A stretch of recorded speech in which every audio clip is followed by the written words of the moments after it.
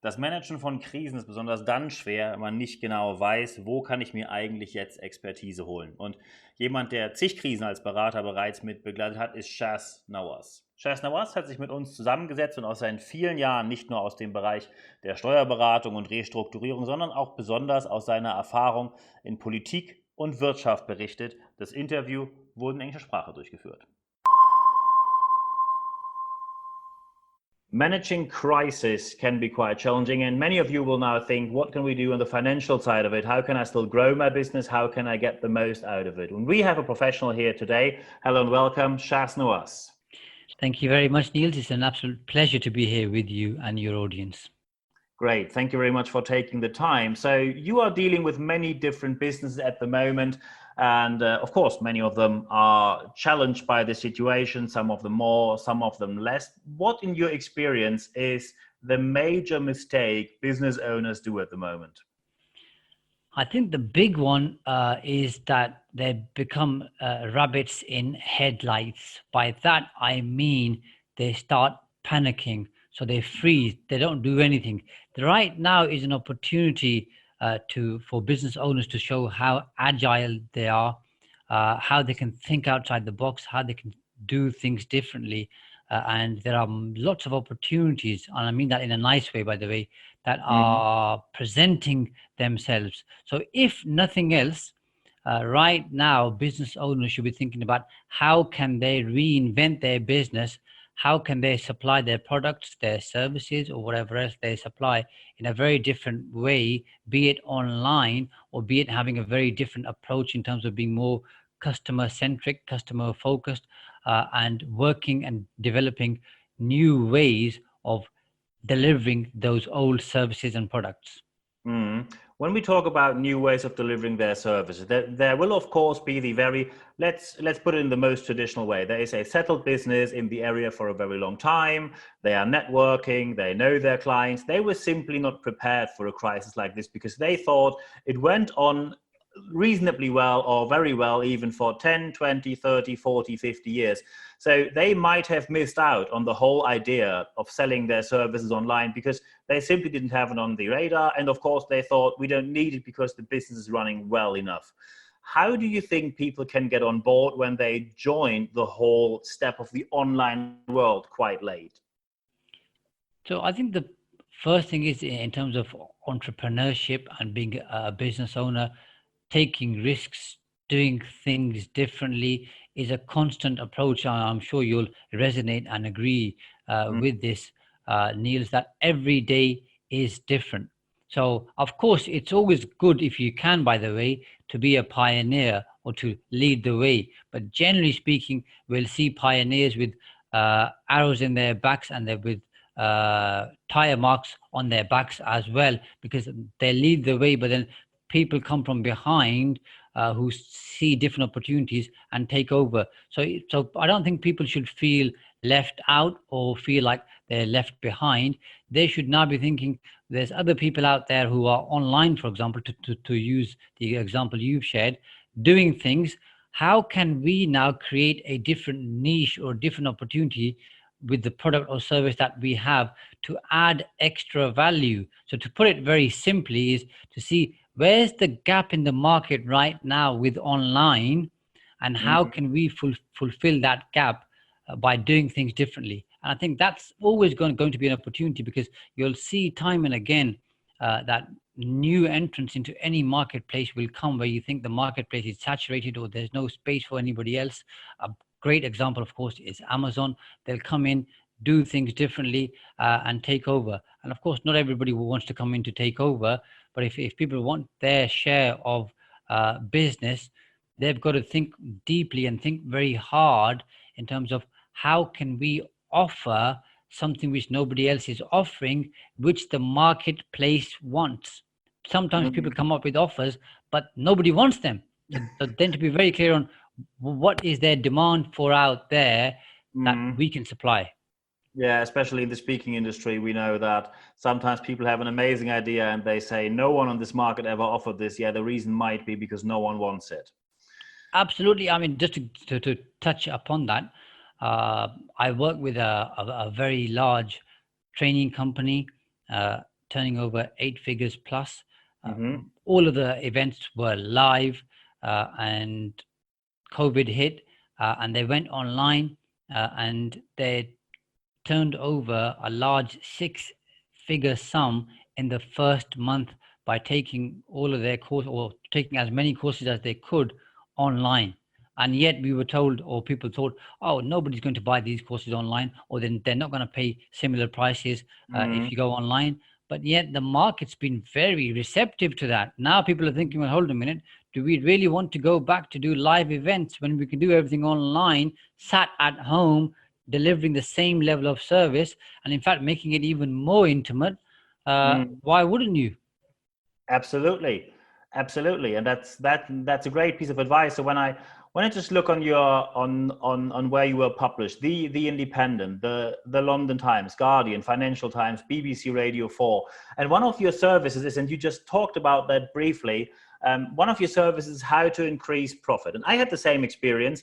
Of course, when COVID hit, I thought, well, let's see if clients are willing to pay the same amount of money. They were, and of course, without the travel, the profit margin is higher.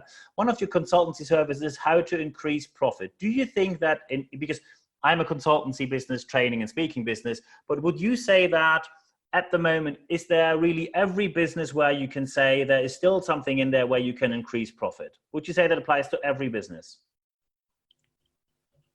From my own experience, Niels, and I wrote a short book called The Authority Guide to Pricing. And of course, from everything I've done over now, well over 3,000 business growth consultations, by far the quickest way to increase profits, of course, is to increase your prices. And the reason why businesses don't do it, by the way, is, or business owners don't do it, is in their own mind, they have certain blockages and hurdles and objections which they can't get over themselves mentally. Therefore, that stops them increasing prices. And the biggest one, by the way, is, well, I wouldn't pay the extra, so why would somebody else? What they forget is they are not their customer. So to answer your question, to say every single business may be a bit too broad, because somebody will be listening to this and saying, oh, well, it doesn't apply to my business. But I'm yet to find a business where we've increased the prices, and as a direct result, the business has been worse off. So yes, they might lose, let's say, 2% of their customers as an example, but the bottom line goes up by, say, 13%. So now they've got less customers, more profit, more time, and everybody's happier. So why wouldn't you? So let's take a typical approach. You have a mid-sized business. There's an owner. The owner has a couple of salespeople on staff. Salespeople normally drive to the customers. They can't. And now suddenly this owner says, I want to increase prices. And now, of course, the sales team will say, are you out of your mind? Because we are already struggling enough, and now you're raising the prices. How would you deal with not only convincing the owner but also their sales team, and how to communicate that when you have to justify your price, not only for yourself and your customers, but also for your internal team and the people who work for you? Yeah, absolutely. So I think the first sale has to be made by the business owner to themselves. So obviously there's different ways people learn and take in information in different ways. Some are more logical, some are emotional, some you've got to create a spreadsheet and explain the benefits. But with adding or increasing the prices, I mean, more often than not, we've done it where it's just been a straight increase, but you can add more value in terms of saying what is the gap in our offering right now, which people really need, which we've got time to supply, by the way, because there's not that much more going on. So we've got all this workforce sat here who can supply that. And in order to do that, we can justify a price increase. Again, price is more of a conversation to demonstrate value to your customers. In terms of obviously trying to persuade the sales staff, what I usually do, Niels, is rather than saying blanket, okay, we're going to increase the price for everybody, I'll say, let's test it, give it to every salesperson, let's give them the new added value or the different way of presenting price, and say, test it with 2 or 3 of your existing customers or your new prospects or leads. Once you've tested, come back, tell us what worked, what didn't work, what objections did you get, and by the way, we'll address those objections in advance anyway. So the kind of general objections people may have to price, we'll make sure we give those to the sales staff. And lo and behold, when they come back, they say, well, that was easier than I thought. Mm-hmm. And that's because they were able to demonstrate the value, and they were able to connect. People buy from people, and people buy from people who are enthusiastic. So if you have a salesperson who's going to present in a very sloppy way, isn't convinced that they have the best product or the best service, they're adding value, the customer is genuinely going to get the best result by working with them, then they can have the lowest price in the market, by the way. People aren't going to buy. But if you're Exactly. generally enthusiastic, you believe in the product, you know it's going to change the lives of people you're selling to, or they're going to get a huge benefit, then people buy that enthusiasm. It's contagious. Mm. So you said that you wrote a book about pricing. Can you give us a bit more details on that? Absolutely. So having worked with business owners for quite a few years, at that time, best part of 13 years, what I found was that the biggest area that I had the biggest impact for people was helping them to obviously increase their profits, but by increasing their pricing.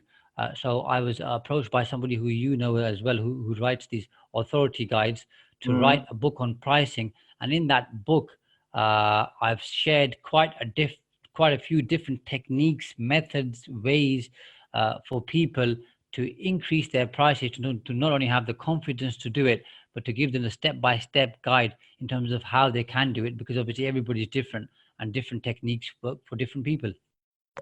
Excellent. So when people are now sitting there and think, maybe I should do something, but of course the main question is where to start. To round and wrap the whole interview up, what are your top 3 tips to start right now?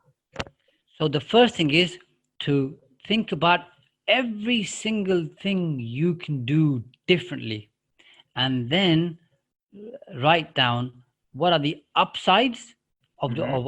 of doing each thing, what are the downsides of doing each things, or each thing, what are the risks with the Mm-hmm. downside.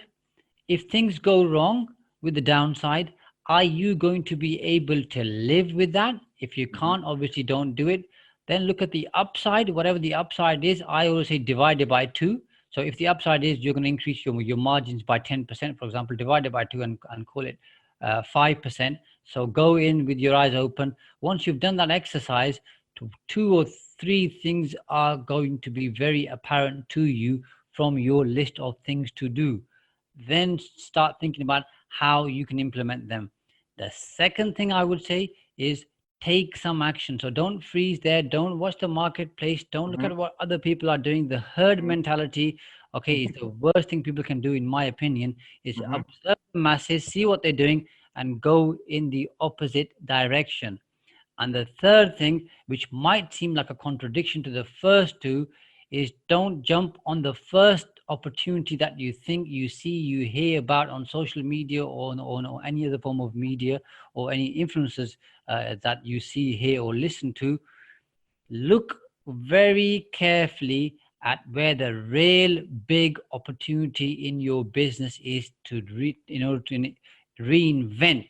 And if you can find that opportunity to reinvent your business, and this exists in every single business, by the way, Niels, if you can find that opportunity, again, go through the exercise of the upside, the downside, and all the risks, and then explore that further and get onto it ASAP. These Excellent. are the 3 things I would say people should be focusing on.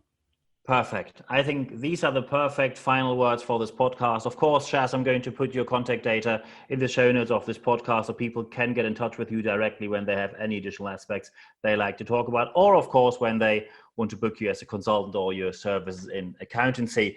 And for this interview, just to wrap everything up, there's only one thing left for me to say. Shaz, thank you very much for your time. Thank you, Niels. It's been an absolute pleasure, and I hope your followers get great value from this.